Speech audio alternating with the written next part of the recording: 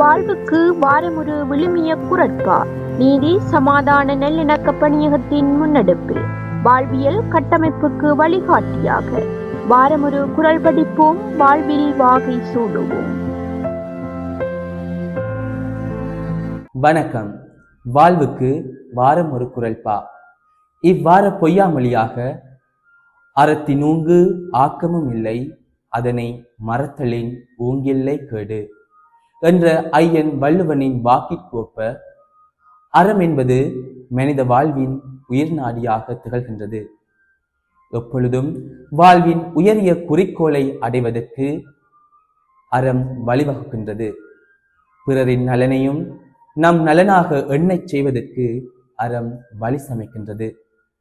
அறம் வாழ்வின் அடிப்படையாக இருப்பின் அங்கு அமைதி, நல்லிணக்கம் மற்றும் சகோதர விழுமியங்கள் ஒவ்வொருவரின் வாழ்வை புடமிட்டுக் கொள்கின்றன. அறத்தை மறக்கின்ற பொழுது வேறுபாடுகள், வன்முறைகள், தகராறுகள் மனித வாழ்வை பற்றி கொள்கின்றன. ஒவ்வொருவரும் நம் மனதிலும் வாழ்விலும் அறத்தை நிலைநாட்டுவோமாயின் சமூகம் முழுவதும் நம்பிக்கையின் நல்வாழ்வின் தோட்டமாய் மாறும்.